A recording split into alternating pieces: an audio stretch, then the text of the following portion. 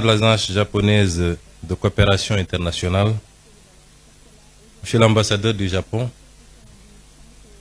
Mesdames, Messieurs les représentants des missions diplomatiques, Monsieur le représentant résident de l'agence japonaise de coopération internationale, Monsieur le président du conseil d'administration du Centre de formation professionnelle et technique Sénégal-Japon, Mesdames, Messieurs les directeurs généraux, les directeurs nationaux et directeurs de société, Mesdames, Messieurs les représentants des organisations patronales et des travailleurs, Monsieur le directeur du Centre de formation professionnelle et technique Sénégal-Japon, Mesdames, Messieurs les membres du corps enseignant et du personnel administratif, chers élèves et étudiants, Mesdames, Messieurs, je suis venu aujourd'hui représenter Son Excellence, Monsieur le Président de la République, à cette cérémonie. Hier déjà, le Président de la République avait reçu Monsieur le Président de la JICA et Monsieur l'ambassadeur du Japon. Et aujourd'hui, il me délègue de le représenter à cette cérémonie. Cela atteste de l'importance que le gouvernement du Sénégal, et en premier le Président de la République, accorde à la formation professionnelle, mais plus singulièrement à cette institution importante qu'est le Centre de formation professionnelle technique Sénégal-Japon. Monsieur le Président de la JICA, Monsieur l'ambassadeur, je voudrais avant tout vous adresser les remerciements chaleureux, sincères et profonds du peuple sénégalais pour votre présence durant ces 40 dernières années à contribuer à la formation d'acteurs importants pour la construction de tout développement. Monsieur l'ambassadeur, vous avez résumé la situation telle qu'elle se présente pour nos pays. Vous avez dit que le Japon, ce que nous savions déjà, ne disposait d'aucune ressource naturelle pratiquement, et qu'il a pu compter particulièrement sur un facteur important qui est le capital humain, pour être aujourd'hui parmi les 5 économies les plus importantes du monde. Cela doit nous interpeller, nous, Africains et nous, Sénégalais, puisque nous disposons d'énormément de ressources naturelles, du pétrole, du gaz, du zircon, des ressources halieutiques, des terres arables, de la ressource solaire et halieutique en abondance. Nous n'avons pas un climat hostile, nous n'avons pas des hivers extrêmement durs. Nous ne sommes pas confrontés à certains problèmes géographiques ou des problèmes liés à un certain nombre de phénomènes tels que les tremblements de terre, les cyclones, les tsunamis et toute autre catastrophe naturelle qui dévaste souvent un certain nombre de pays, et particulièrement le Japon. Et qu'est-ce qui justifie dès lors que nous soyons là où nous en sommes et que le Japon en soit là où il en est? C'est cette problématique qui nous interpelle quand j'étudie le modèle japonais, quand j'observe le modèle japonais.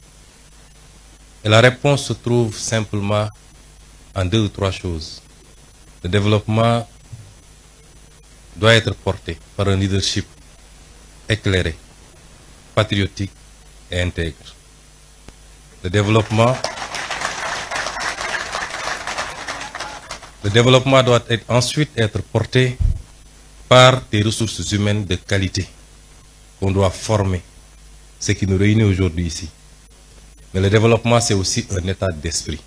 Et tout à l'heure, on nous a présenté l'esprit Kaizen, qui est un esprit dont nous devrions nous inspirer, qui renvoie à la discipline, à l'organisation et à la fixation sur les objectifs qu'on s'est assignés.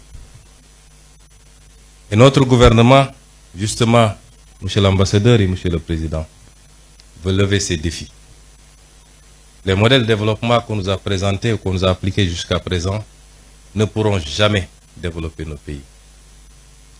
Donc c'est la fin de l'ère de l'endettement inconsidéré pour venir investir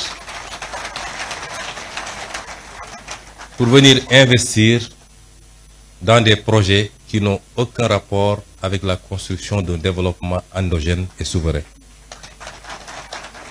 Nos priorités dès à présent, et vous vous en rendrez compte à partir de lundi, puisque nous allons présenter au Sénégal et au monde entier de nouveaux référentiels des politiques publiques, avec un horizon dégagé sur 25 années, mais avec ces déclinaisons quinquennaux et décennaux, vous vous rendrez compte que notre objectif, c'est de nous atteler à une construction méthodique, appliquée, patiente, d'un véritable modèle de développement structuré autour d'un certain nombre de pôles de développement qui seront au nombre de 8 à travers le Sénégal.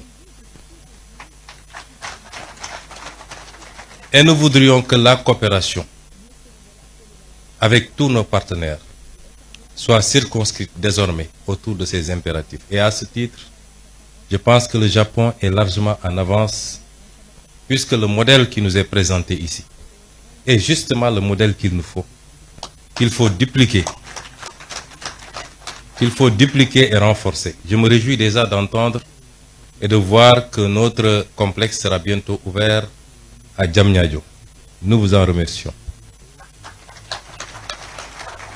Mais il est souhaitable, toujours avec la coopération japonaise, que nous puissions ouvrir autant de complexes, à défaut de le faire dans toutes les régions, du moins dans les 8 pôles de développement, pour accroître la chance de tous les Sénégalais, les jeunes Sénégalais, de pouvoir bénéficier d'une formation de qualité chez eux et de pouvoir contribuer localement à construire le développement endogène au niveau local, d'abord au niveau des pôles, puisque c'est la somme des résultats obtenus en mettant en compétition les 8 pôles qui nous permettront d'avoir un résultat appréciable au niveau national.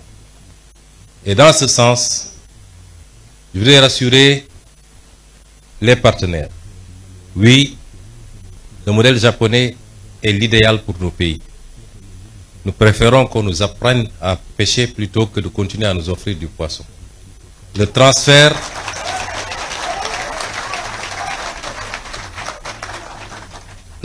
de technologie par la formation qualitative. Tout à l'heure, nous avons visité les ateliers et nous nous sommes rendus compte que déjà, beaucoup de choses peuvent être usinées ici et produire la même qualité qu'ailleurs, avec l'aide et avec la coopération du Japon. Le transfert de technologie par la formation, mais également par l'accompagnement dans la mise en place des outils, et ce dont nous avons besoin désormais. Et c'est pourquoi j'engage le gouvernement du Sénégal, nous l'avons dit lors du dernier Conseil des ministres, que nous allons renforcer l'implication du gouvernement du Sénégal sur le plan financier, sur le plan de l'accompagnement à tout point de vue, pour booster la formation professionnelle.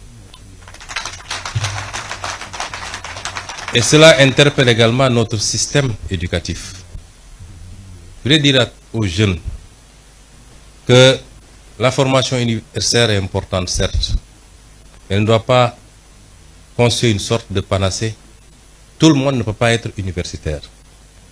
Dans les pays les plus développés, parmi lesquels le Japon, la Suisse et beaucoup d'autres pays que nous avons visités, très tôt, une bonne partie des ressources jeunes sont orientées vers la formation professionnelle, qui est la seule formation qui ouvre droit directement à un emploi, à une opérationnalité.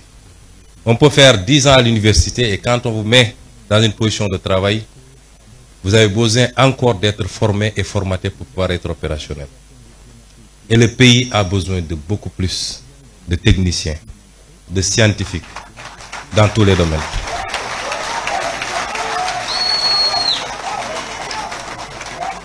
Et c'est pour rassurer également les élèves et étudiants que nous ferons le nécessaire avec tout l'accompagnement qu'il faut pour que vous puissiez pousser le plus loin possible, notamment le cycle d'ingénierie,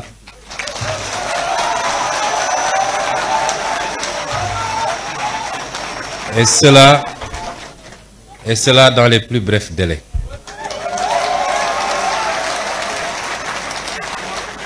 Je ne voudrais pas être long dans ce discours. Je voudrais simplement dire au peuple sénégalais,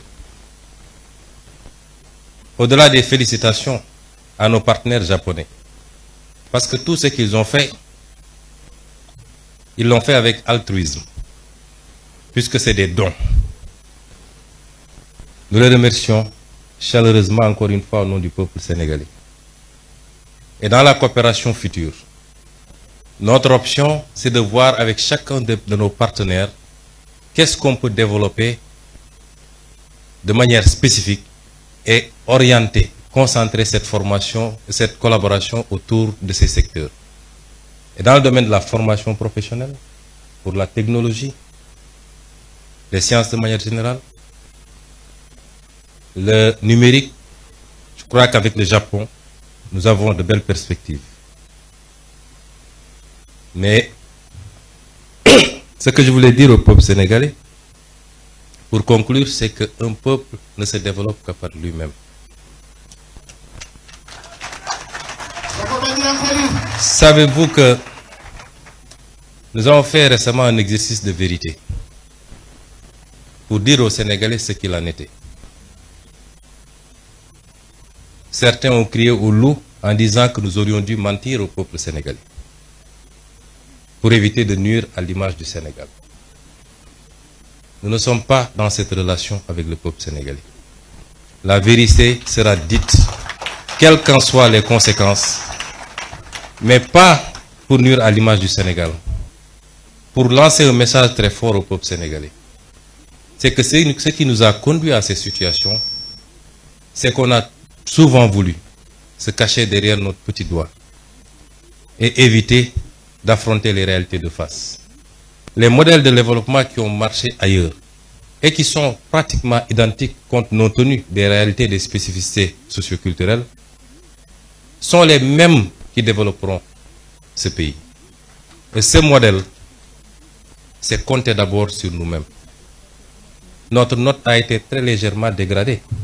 Nous attendions beaucoup plus. Pourquoi? Parce que même sur le plan international, les partenaires ont salué l'exercice de vérité. Mais si notre note a été dégradée après, notre développement ne dépend pas du financement international. Il dépend de nous, de nos capacités à nous fixer des objectifs, à mobiliser toutes les ressources endogènes. Et Dieu sait qu'on n'en a pas mobilisé encore le 5e. Et seulement, mais alors seulement, toute aide internationale, encore que c'est rare de parler d'aide, puisque c'est souvent des dettes, viendra simplement en complément. Et ce message, nous devons le comprendre parce que si aujourd'hui le Japon, qui n'a aucune ressource naturelle, qui a vécu ce qu'elle a vécu lors de la Deuxième Guerre mondiale, a su en être à ce niveau, c'est parce qu'il a appliqué cet esprit, ce modèle, cette combativité, ce don de soi pour sa patrie, mais cette croyance fondamentale en lui-même et en son peuple. Je vous remercie de votre aimable attention.